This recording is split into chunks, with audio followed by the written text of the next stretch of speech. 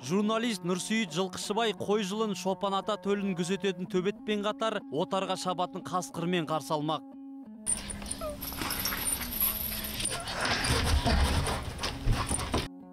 Нұрсейіт жастайынан ит асырап, аңға шығып, саятшылыққа әуес болып өсті. Ауыл баласы түз тағысын асырауды да бала кезден армандаған екен. Өз мақсатына жеткен ол бүгінде қасқырды үйінде ұстайды.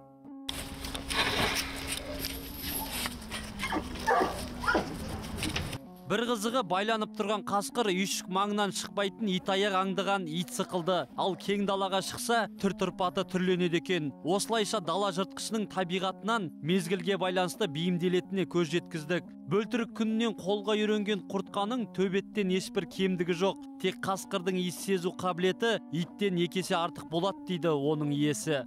Ал бұның құртқалары, ұрғашылары, яғни қолға мейірімді келеді. Бұған жақсы көзқараспен қарап, бұған дәм тұзын уақытысымен беріп отырсаң, бұл саған еш уақытта қастандық жасамайды. Шыны керек, иіс сезу мүшесі жай итке қарағанда 200%-ға өте мықты дамыған. Қасқыр жолда кетіп баратқан жемтігін 5 километрден 10 километрден қандай не екенін алдын ала сезіп отырады. Сондықтан бұлардың иіс сезу қабілеті өте мықты. Нұрсейіт құртқаны әлі көзін ашпаған бөлтірік кезінен баптап жүр. Өздеріңіз көріп отырғандарыңыздай, адамға ешқандай бұның зияны да жоқ. Бұл қасқырды алдағы уақытта неміс овчаркасымен будандастырып, жақсы тұқым алатын да ойы бар. Сонымен қатар Нұрсейіттің тағы бір әуестігі бар, ол ит асырау. Бүгінде қолында 2 иті бар. Иттері күндіз-түні күзет қызметін атқарады. Оның иттері күнделікті ас үйдегі тамақ қалдықтарынан бөлек аптасына 5 қапшық ішек қарын жейді.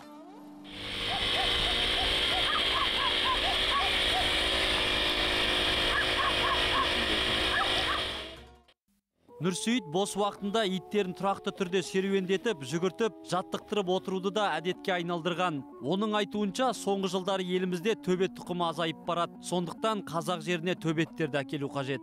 Қазақтың құмай тазысы мен қазақтың төбеттері де ол өзіміздің әрқашанда мәңгі жадымызда сақталып келетін ит болған. Бірақ өкінішке орай қазіргі 32-ші жылғы ашаршылықтан кейінгі осы мынау 90-шы жылдағы құлдырау кезінде біздің көптеген иттеріміз тау асып, жер асып, бөгде елге кетіп қалды. Сондықтан қазіргі таңда осы қазақтың төбетін нақты осы бір қазанға біріктіріп елімізге алып келу менің мақсатым. Табиғатынан еңбекқор әріптесіміз Қазақ Ньюс жаңалықтар қызметі құрылғалы таң арнасында аянбай еңбек етіп келеді. Кәсібіне адал Нұрсейіт жауапкершілігі зор журналист. Алдағы уақытта әріптесімізге түз тағысы тағылығын жасап жүрмесе деп тілейміз.